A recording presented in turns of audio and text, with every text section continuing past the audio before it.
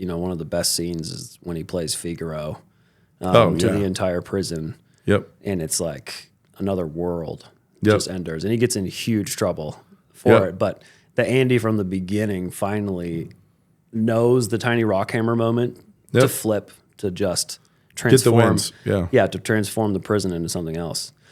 And it is, I think the movie does a great job of setting up guys who try to do this and fail. So you have the librarian who's released and hangs himself, the old librarian. Yep. You have the kid who comes in and then gets shot because of Andy. And, they do such a good job in a prison of setting up 10 different guys on the exact same path, so you can kind of watch them all crash in different levels. I don't know. I find that comparison with Andy, the contrast between those, as a way to just get a ton of characters in a tiny petri dish.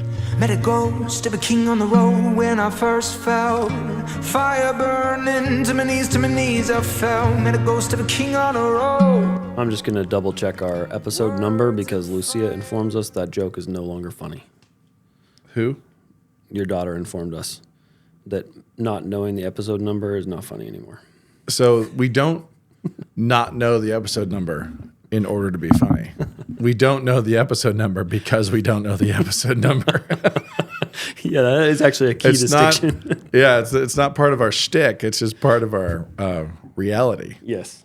It's our lived truth, I believe that's the phrase. It's not like we find it funny either. It's just that we don't know the... Well, I do know.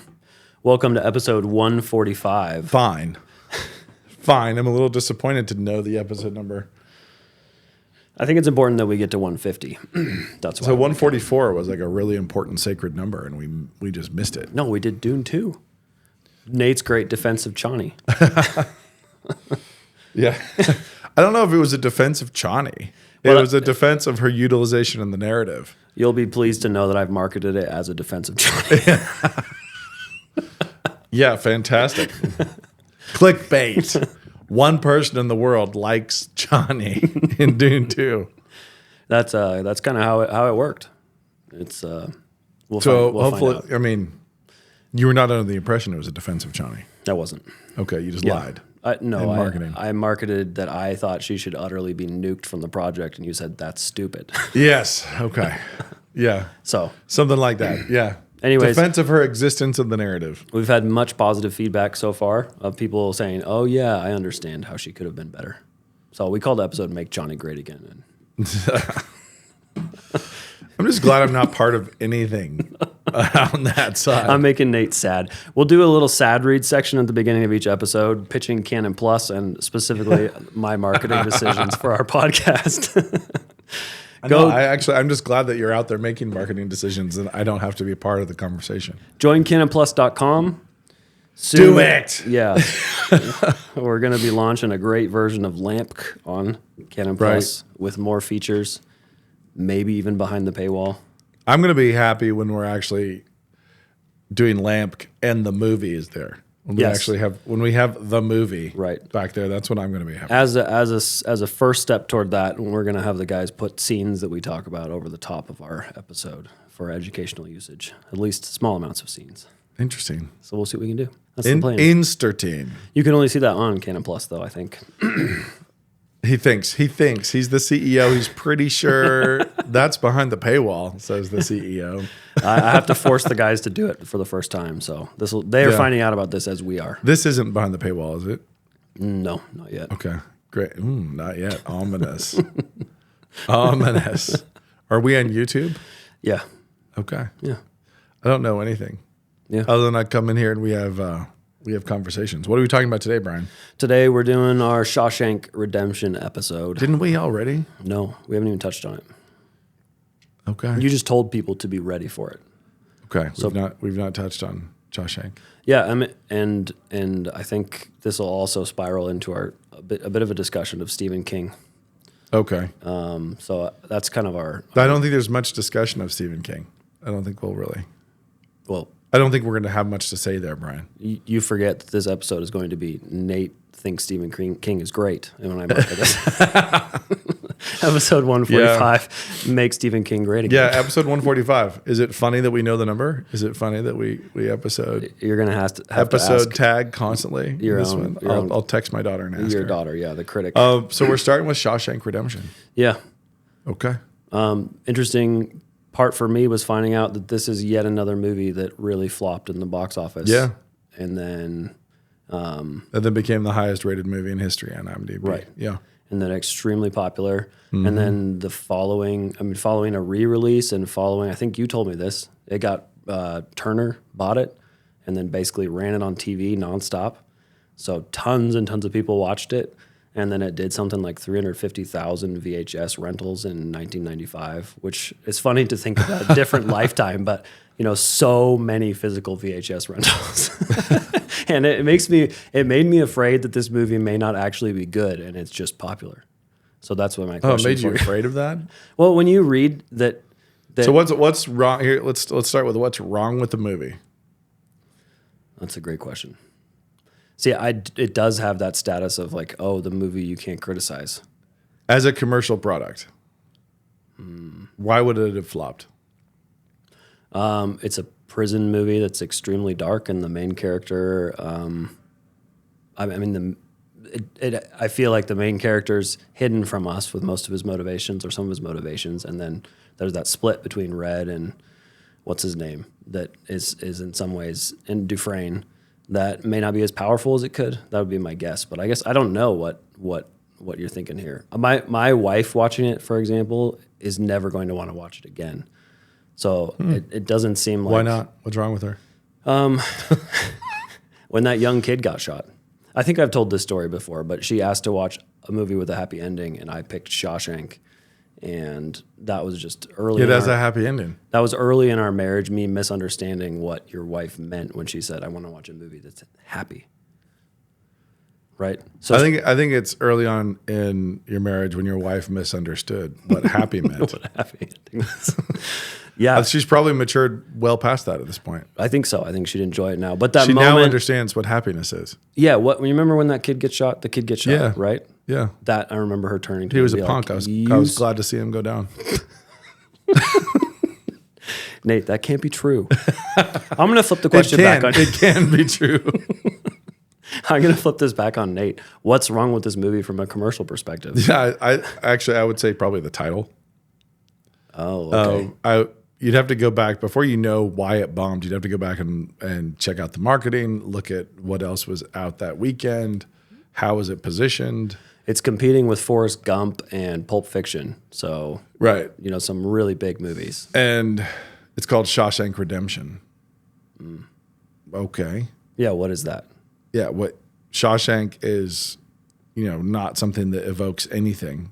Right. Redemption, like, okay, that evokes the fact that we're going to do something either faith-based or happy end, but it also can evoke a whole lot of suffering, sort of like when people are redeemed or they go through a redemption, narratively speaking, it tends to involve what happens in this movie, which is just a whole lot of grinding, awful suffering.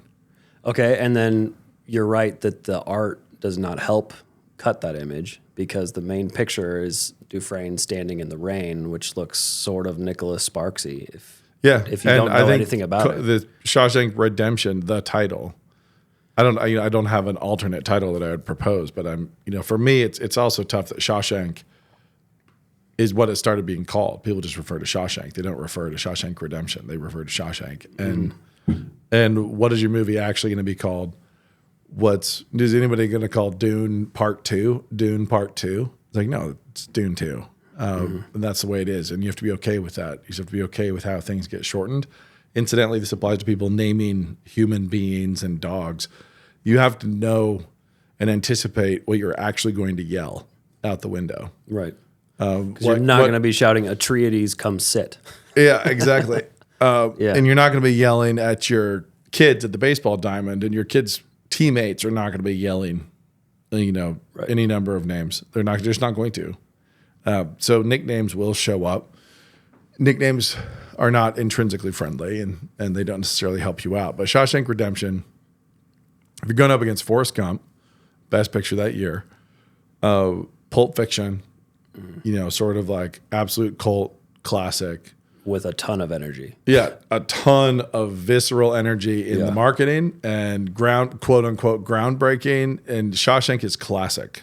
And so you have two really big innovative like hits, right? And 2019 did this too in terms of like the kinds of quality movies that it stacked up against each other, where you have a bunch.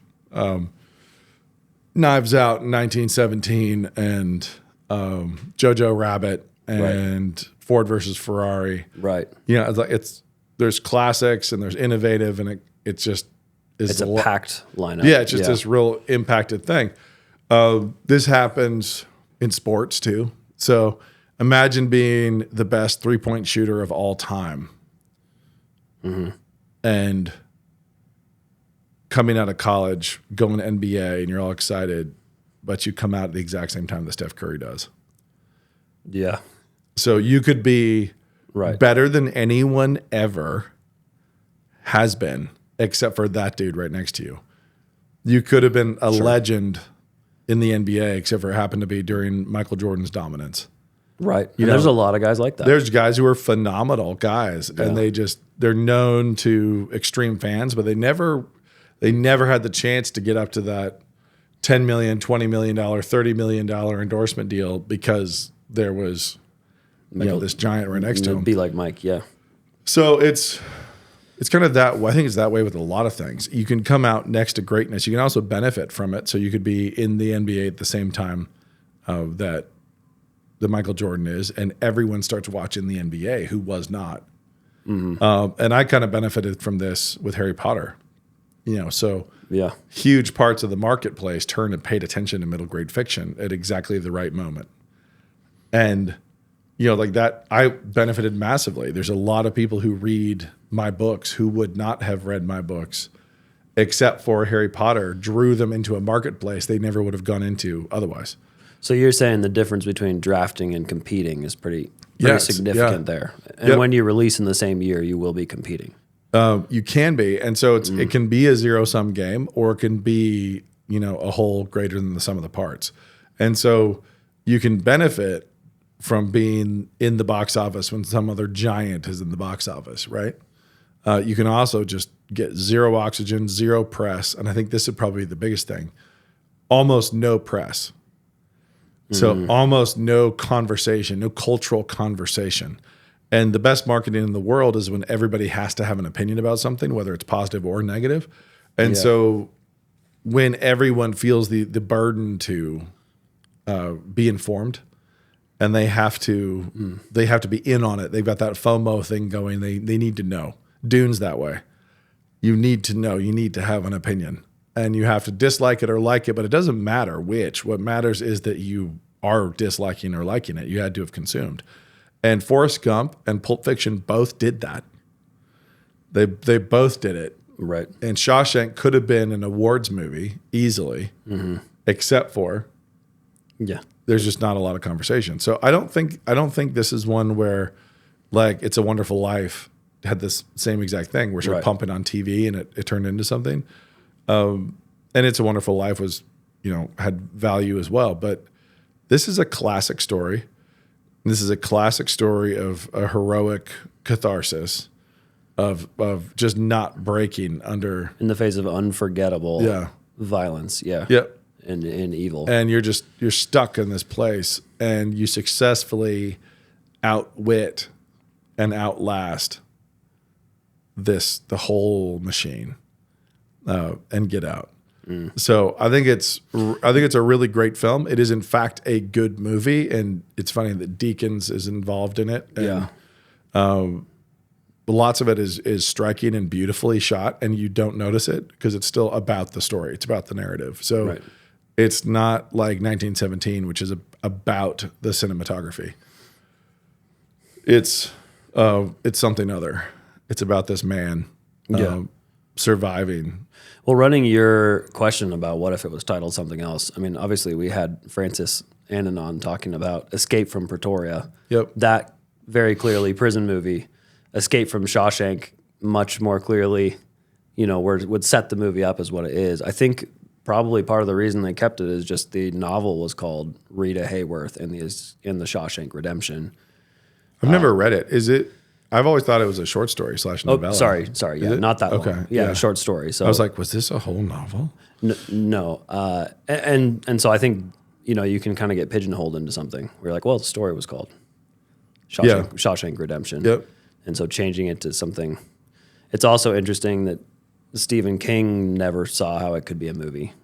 I think, he just said, I don't see how you could make that work. And Darabont, or whatever his name is. That just proves that he's not smart. Right. Well, I know it because Darabont was like, how could you not? It's obvious.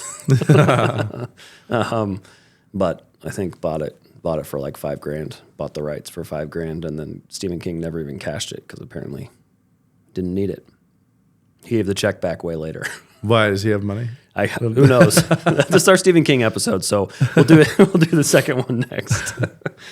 Stephen King is the world's like more twisted Garrison Keillor. There's the line. Clip it, guys. Put it on social media. The story is really interesting, right? Yeah. So there's a tragic hero, and he's tragic. Why? Because he is, well, I can't remember if you know this from the beginning, but he's wrongly accused. Yeah. Right? Yeah. And then, so he's put into a maximum security prison with 2 life sentences. But what's tragic? So his tragic flaw. What's his tragic flaw? These are all basic questions I should know the answer to right off. I'm processing this. Like we're talking through this. This isn't like a test where I've got answers. It's like we're working through it. I mean, I think what it is that he does not stand up for himself.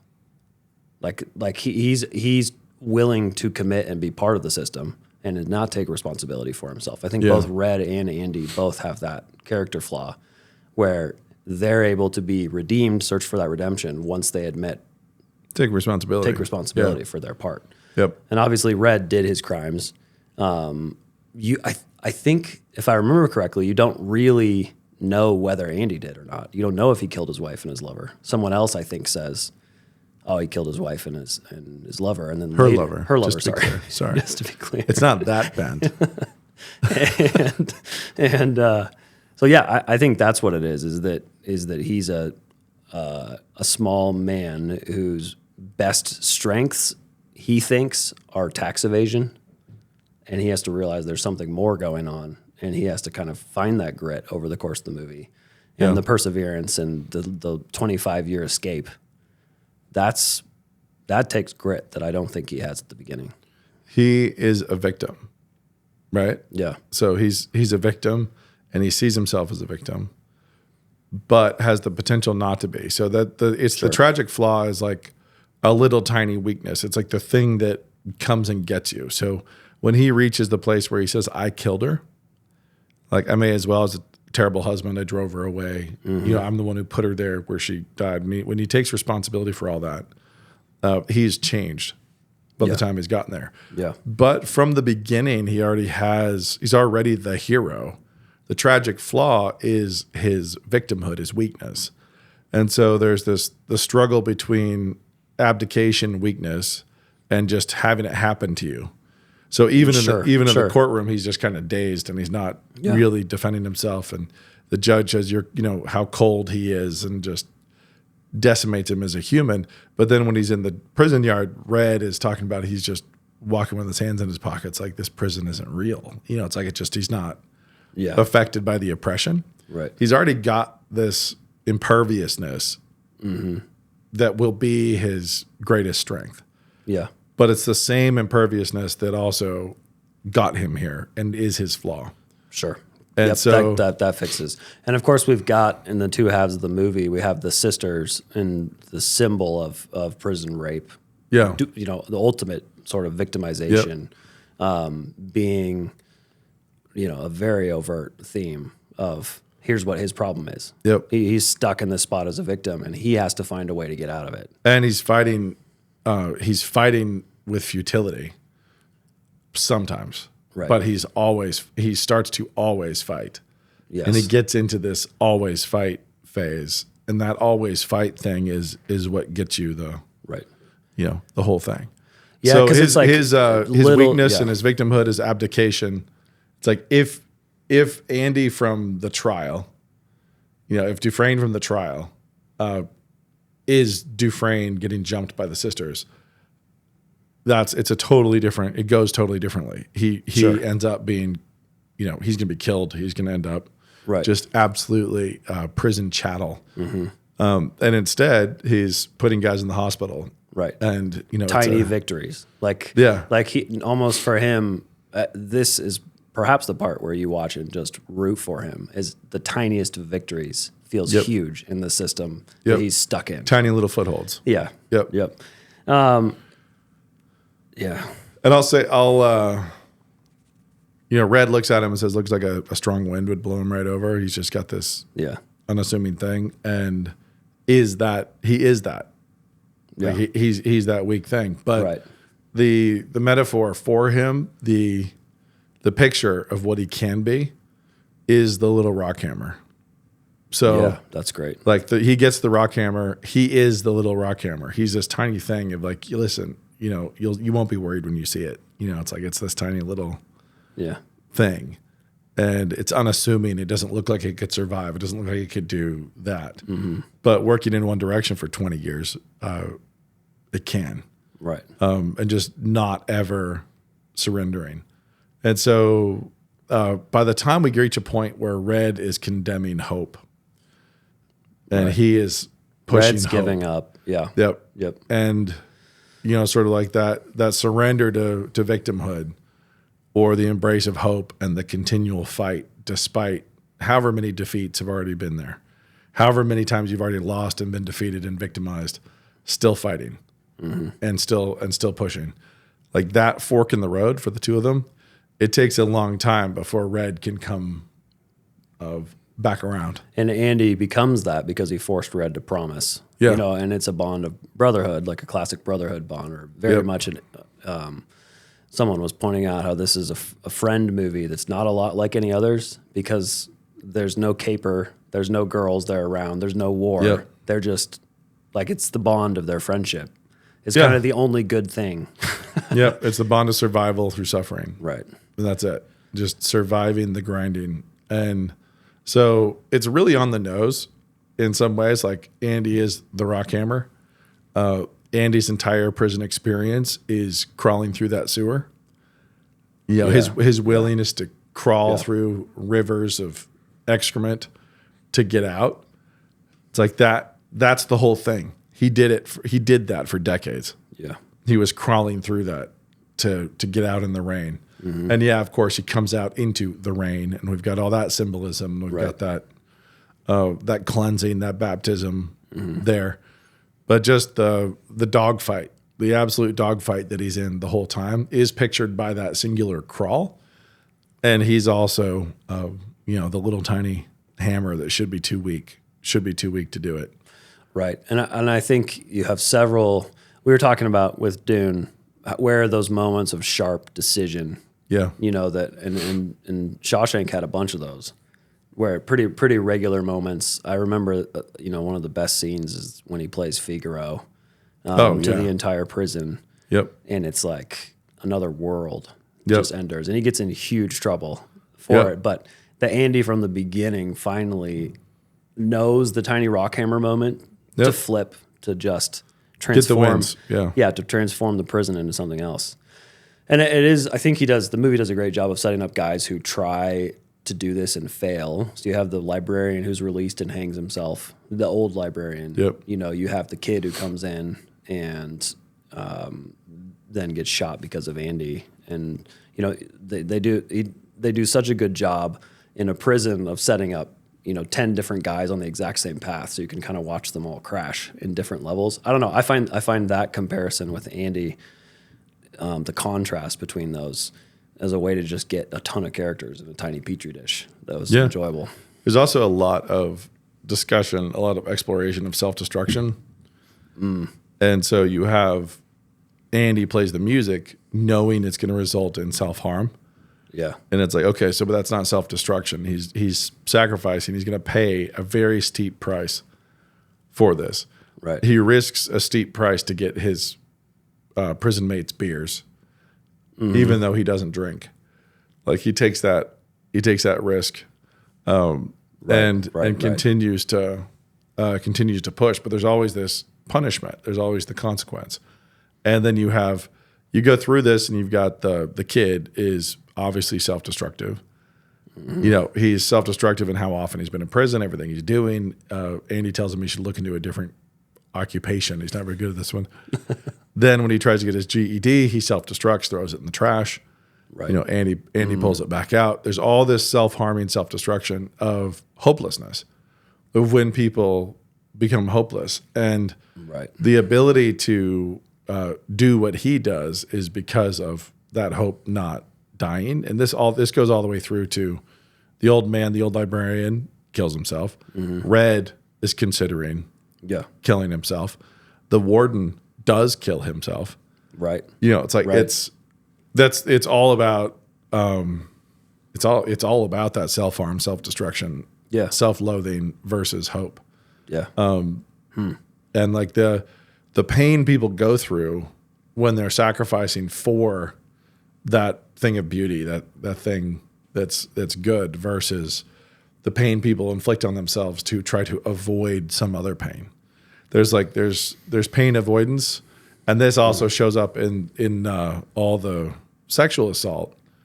It's like he's not ever avoiding the pain.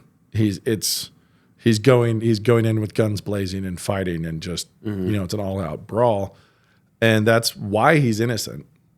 Yeah, like that's why he's innocent of any complicity. He's not surrendering. He's not giving up hope. He's fighting tooth and claw, and he keeps doing that. And he ends up in solitary. He ends up in hospital. He ends up really harmed. He ends up with far more pain and far more agony than he would have. But he's always fighting for that hope. So he plays the music knowing it's going to be horrendous. But there's the upside, the payoff of hope and this beautiful thing that he brought into this cage. Right.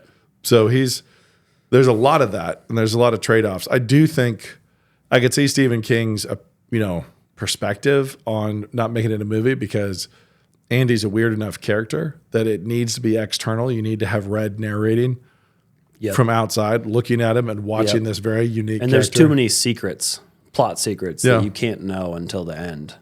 You know, how he used all of these things to actually you win. could tell the other version. Yeah.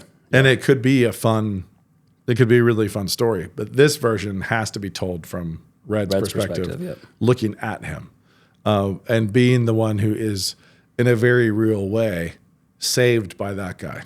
Yeah. Who's given up all hope and is going down the road. He's in the survival. Like he's just in the survive. Make it hurt as little as possible, survive mode. And he's given up all hope because hope hurts. Yeah. Hope, there's pain associated with hope. And so... and also fundamentally, Red accepts that he's guilty. He's there because he did what he did the crime. Yeah. He's there for. Yep. And so I think that question of guilt and whether you can still have hope post-guilt is a big part of Red's character. I mean, it makes, based on our discussion of who changes over the course of the movie, they both do. Yeah. But at different kind of times. And Andy changes. He gets on a different road. He gets on a different road pretty quick. We don't see it until later. But he's on a different road fairly quickly as he's getting the rockhammer, and he's he's doing his thing. So I think that it's kind of weird. I could jump off here and just say I see this all the time. Okay. I see this all the time, and people who do not want pain. They just don't want pain. They don't want emotional pain. They don't want stress. They don't want to deal with it. And I can tie almost anything into high school sports, but one of the reasons why, if you ask some high school athlete, a track athlete, hey, what's your goal? What's your goal for the season? Tell me what your PR goals are. The first step is an honest goal. It is really difficult for people to set honest goals. Do they make it way too easy? Or way too hard? They make it so hard that they don't feel bad if they don't do it. They're like, I want to run a 4-minute mile. Yeah, and they don't really want to. Right. Though they're not actually. It's not real. It's not an honest goal. Or they put it really within range. Okay. And so putting goals over there and meaning them, and knowing that the journey from here to there is going to hurt.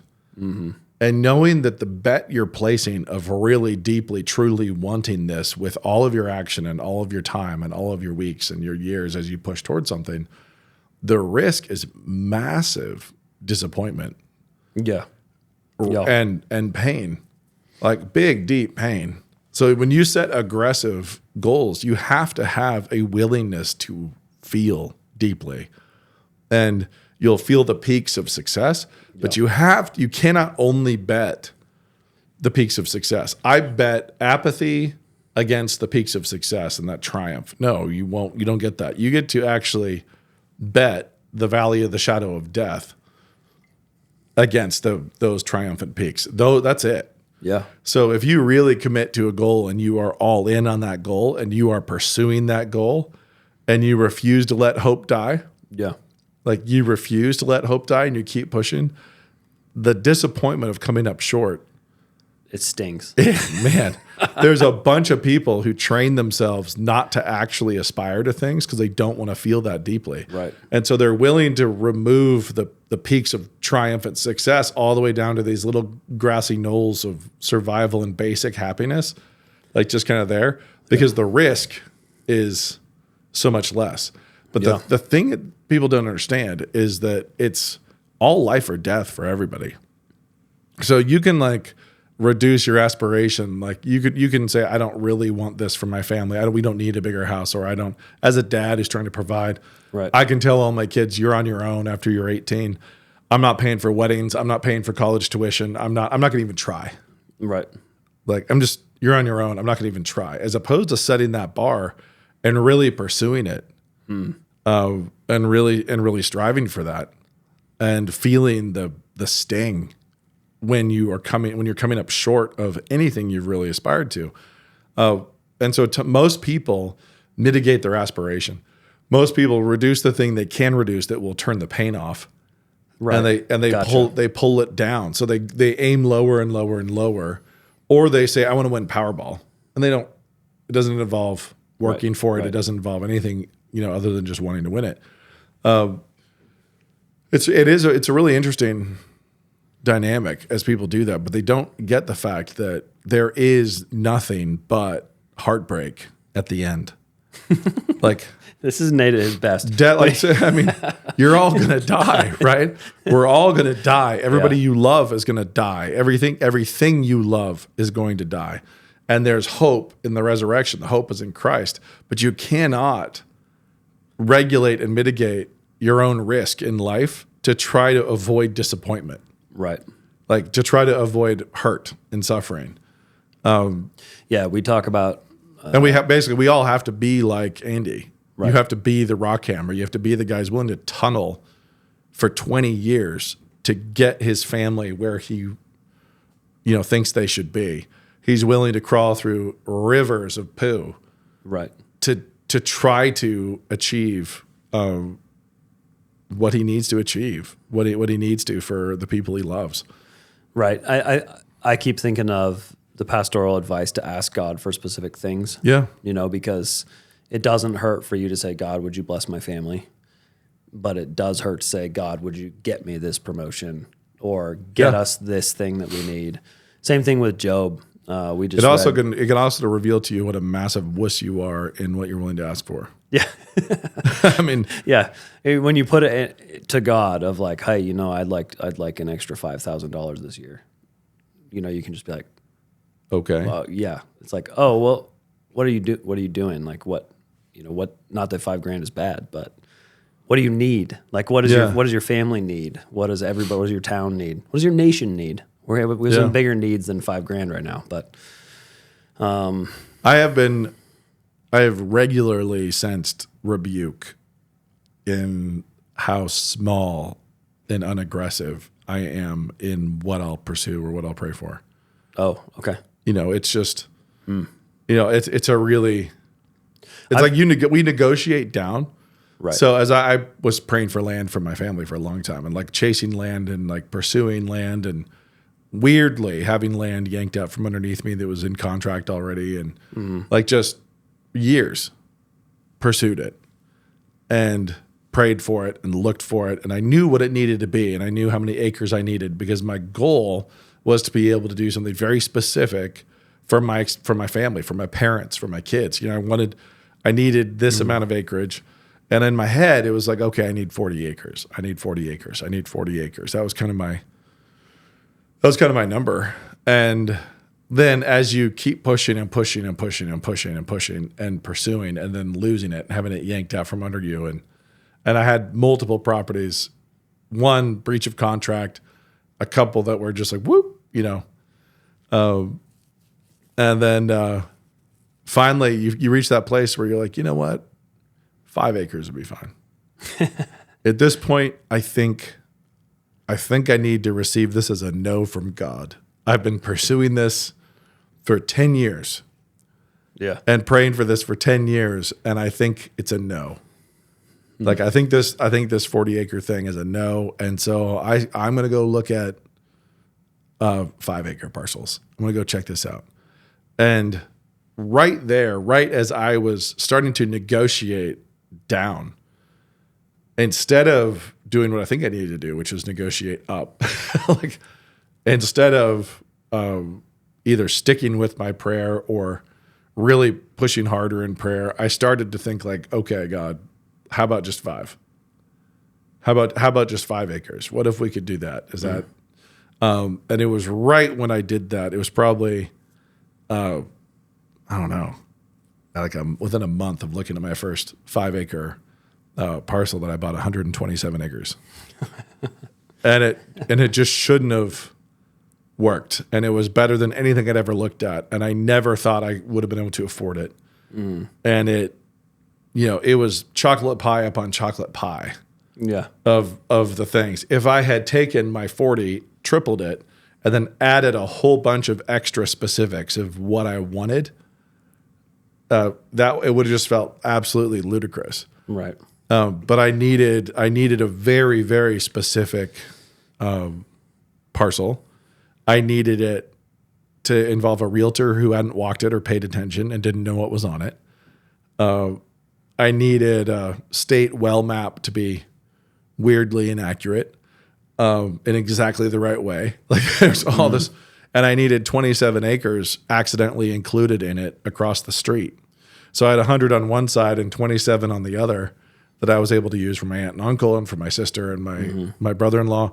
It's like, it was crazy how much bigger and better it was than what I'd asked for 10 years. Year-round streams, timber, just crazy. And I had been diligently frustrated by the loss of much worse parcels. Yeah. And when one woman breached contract with me, she infuriated me by saying, I'm sure there's somewhere better for you. Like I had made an offer. She'd accepted the offer. Everything was going forward. It was papered. And then she shafted me. Yeah. And I was so frustrated, especially because I knew she was right. Like the annoying thing was like, listen, don't let yourself off the hook for screwing me over just because you know there's something better for me around the corner. You don't know there's something better for me around the corner. Sure, God will probably bless us. But my point is that we all the time negotiate down. So Andy in Shawshank is a great character in terms of his persistence and what we discover, how like the revelation of how hard and consistently he's been working in one direction. But along the way, how easy would it have been for him to like just really start focusing on his parole board presentations, to really just like try to deal with the sisters. How do I just deal with these assailants? How do I get myself extra privileges? And so he's moved into this privileged privileged place, and he is just as determined in writing these letters about the library as he is with his little rockhammer. So he's writing and writing and writing and writing, and he's getting guys' educations and books and expanding the library. All his pain and his determination there is for everyone else. It's for all these others. It would have been really easy for him to negotiate down From just escape, to negotiate escape and a from good total life. freedom, Yeah. from total and absolute freedom, Right. to negotiate down to lesser pleasures and privileges. And while we need to accept no's when God gives them to us, at the same time, most of us always negotiate down. We don't set true aggressive goals. We don't set those aggressive goals. We don't pursue them aggressively. We don't walk at them like they're the Red Sea. We don't expect God to get us through. And it takes a huge amount of guts. It takes a huge amount of pain tolerance, and a pain tolerance, not just for the hard work and the labor, but for the emotional disappointment.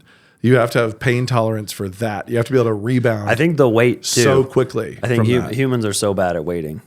You know, we just want the change right now, and then sometimes we'll get the answer to the prayer and realize that was so small. Like you can feel that was actually pretty easy for God.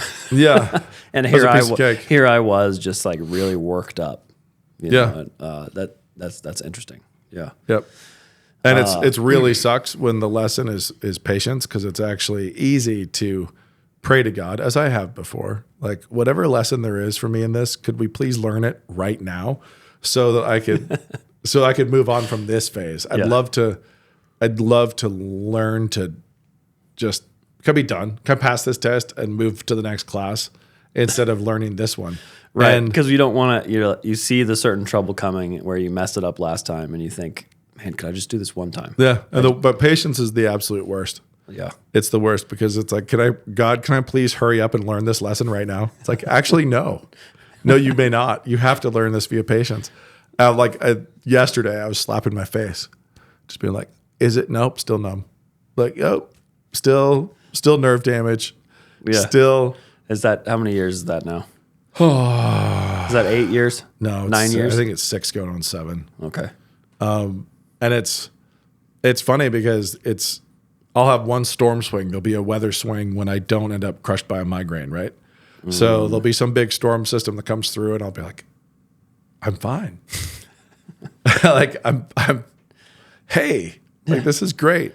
I'm here. I'm through. And then 15 minutes later, I'm just like on the floor with my eyes shut. It's like, oh, brutal. And it's funny because it's like, okay, just keep on. And it is weird because I was always in a rush. I was always in a hurry. And so the 14 books I wrote in 10 years, right, is like, man, that was a lot. It's not a lot compared to what my dad does, compared to his output, but it was a lot. 14 and 10 years. And since brain surgery, I have yet to finish one. Yeah. It's like, and I've got manuscripts open. I've got files open. I've got fans who are very irritated at me. They're not learning the lesson of patience. No, they're not. They're not. Actually, as a side note, one of the things that's really funny to me is when I get scolded by some fan or being told I'm being a bad Christian by some fan, which I have been. For not finishing? For not finishing a book. Well, for having it take too long to finish a book. So when I'm being spiritually rebuked for not finishing Ashtown 4 by somebody, the thing that's funny to me is these people don't understand the relationship of an author to a work. So I want it done way more than they do. So much more than they do. As much as any fan thinks they want the Silent Bells to be completed, I can guarantee you I want it to be completed about 10 times more than that. And it's pretty funny. But here I am, still trudging. And of course, we're learning to trudge with a numb face. We're not talking to those of you who are sweet and have there's plenty. Very patient. There's plenty of sweet, patient people who already passed that test that I have not passed. But yeah, so I was always in a rush. Let's do it now. Let's do it now. Let's do it now. Let's write it now. Let's go. And it has been really funny just to be like, Ew. And so watching Shawshank, when I think about 20 years of just chip, chip, chip, chip, chip, chip, chip, chip, chip, chip, chip. 20 years. I'm like, oh man, it's been 2 years of me trying to get the Silent Bells enough oxygen and enough time to get across the finish line. And I can't go 20. Yeah. Yeah. I'm just like, dip, dip, dip, dip. Andy Dufresne. Andy Dufresne. okay, last bit is the very, very Christian reading of Shawshank. Okay. The Where- word redemption's in the title. The word redemption's in the title. He's baptized at the end. Red refers to Andy as somebody who brings, basically this aura around him. I think there's 12 of them on the roof having the beer together. You know, there's this sense that he kind of, redeems the prison with music. Sets it free here. Is Andy as Jesus? How do you interact with that kind of take? No. Yeah. Why not? No more than anybody is. Okay. And everybody is. So you're saying that sort of take. I mean, he's an image bearer, and when he's being faithful, and in trial, he's always going to image Christ. Everybody will. Yeah. So anybody who's being faithful under hardship is going to image Christ. So the rain, I think, is more primal and is in fact a baptism, a cleansing, that's there to represent that.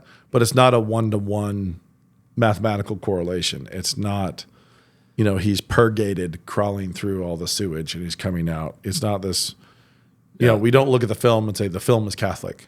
Yeah. Because of this purgation to cleansing. And I think the flip right there is it's fine to take scenes like baptism that are intentionally a cleansing and a redemption, right?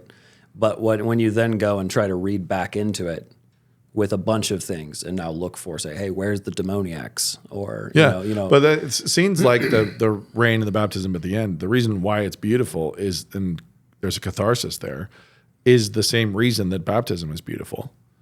It's like there's a connectivity to it, but it's not, it's like, oh, but he also just crawled through a sewer. And so having fresh, clean water would be really nice. It's like there it is. But when you get to the beauty and the resonance and the way it hits the audience, when you get to those things, it's all connected. Yeah. The number of dudes on the roof doesn't matter. Okay. It's just irrelevant. And then same thing, trying to turn Zihuatanejo into heaven. And what I mean by it's irrelevant is, would the scene be more or less compelling if there were 11 guys sitting there? Would it be more or less compelling if there were 13? So trying to make a Last Supper out of it, if you intentionally do that, could make sense, but they didn't. It's not that. That scene and its use in the film would not be any more or less of a scene and good if the numbers changed. Nice, that's good. And I think the other part of this too is that when you defend against that kind of interpretation, we like it as Christians. I think there's a temptation to want to read it very Christian, but you can also do the opposite and read it as extremely Nietzschean, as people have done, and be like, you know what, he gets beyond good and evil and guilt, and he's often Zihuatanejo, which becomes this absolution outside of morality. And there's no once you allow kind of an over-interpreted reading, you don't have any defense against lots of over-interpreted reading. Yep, exactly. And completely. And people love that kind of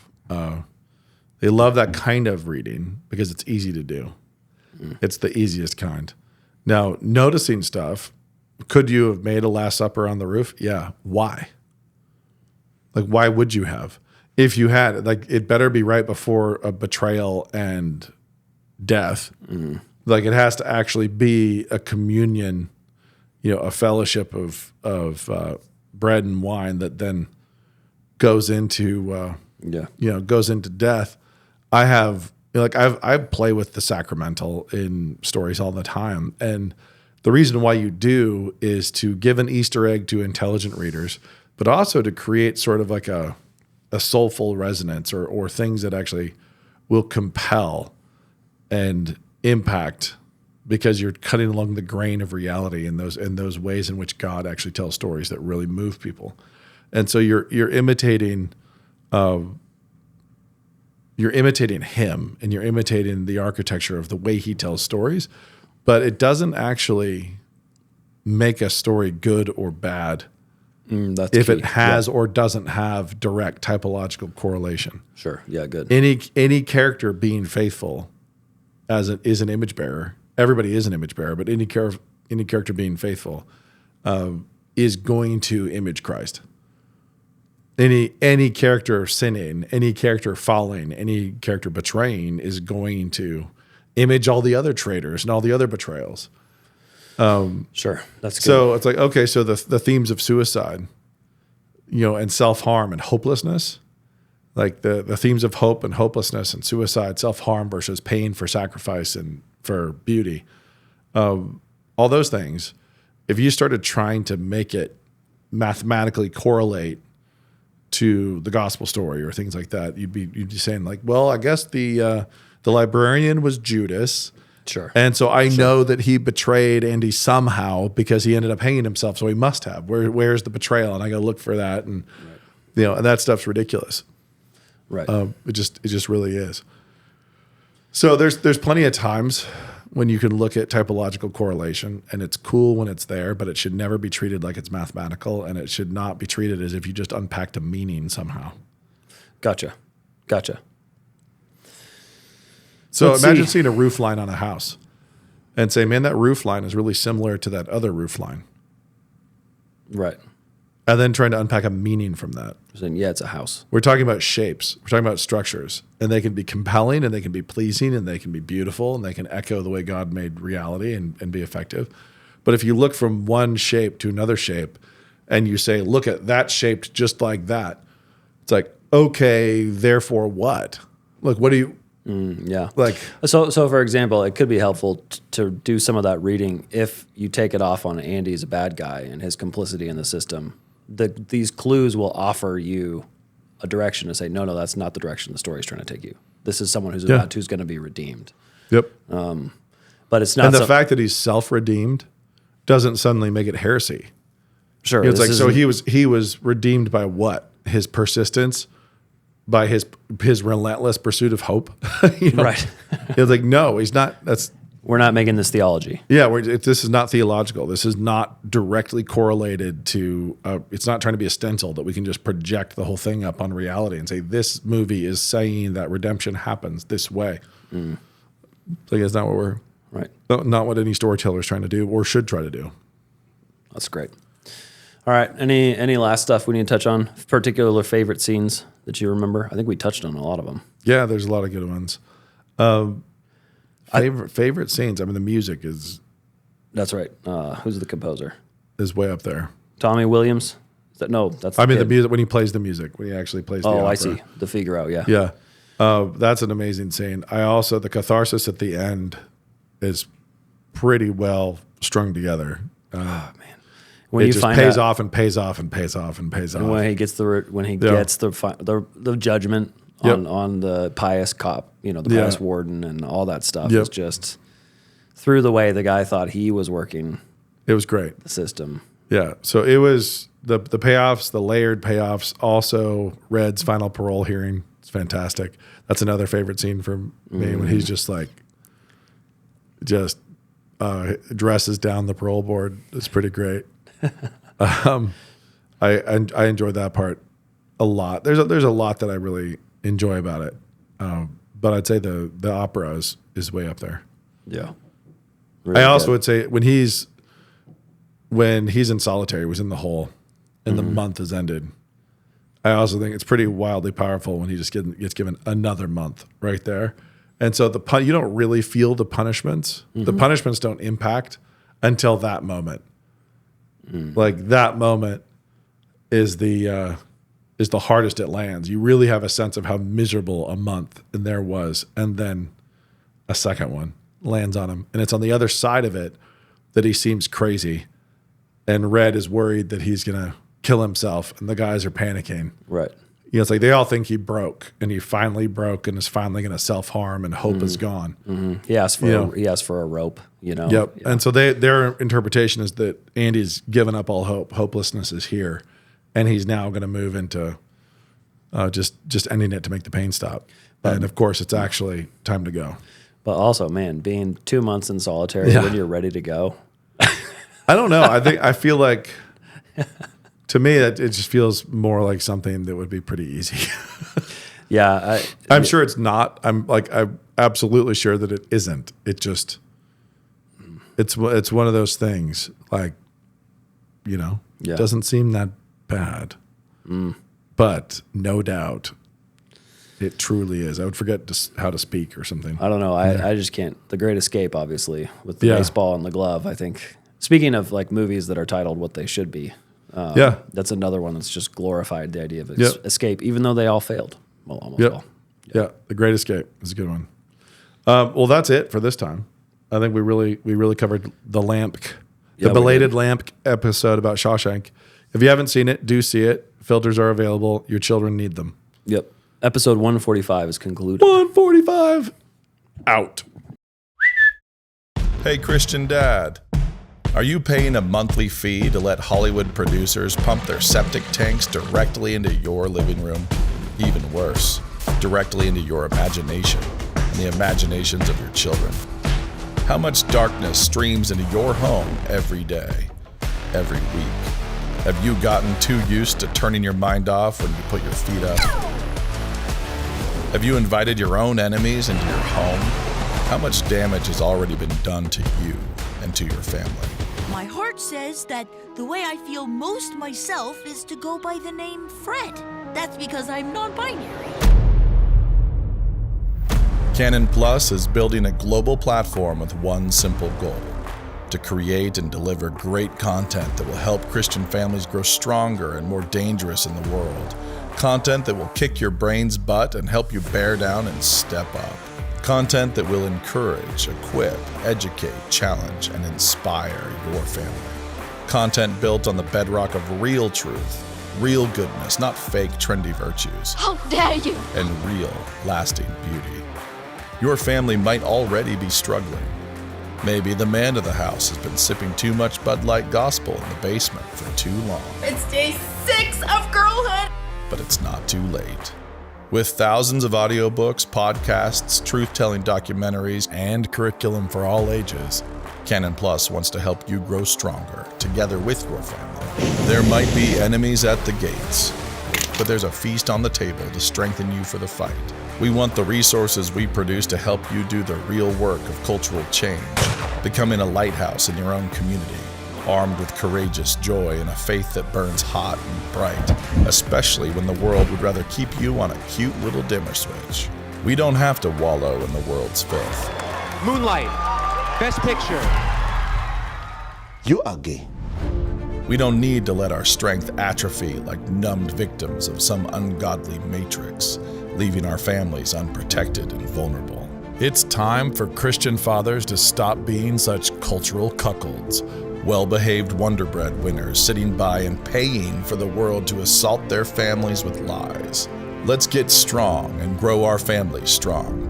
Let's raise our kids to be the world's worst nightmares. Smart, secure, fearless, joyful, difficult to control, and quick to laugh at lies and nonsense.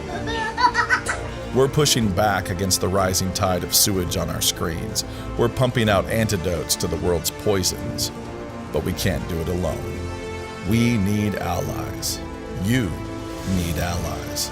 So consider this your invitation to join up and make things a little awkward for all our weaker brethren in church leadership. It's not that we're against anything. Who so badly want to be worldly cool kids.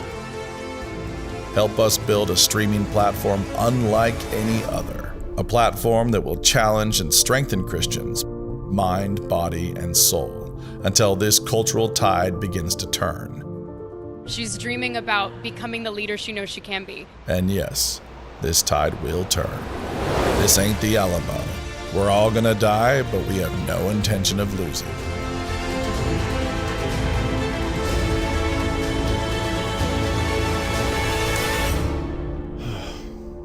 Canon Plus. You don't have to subscribe, but you do have to stop sucking.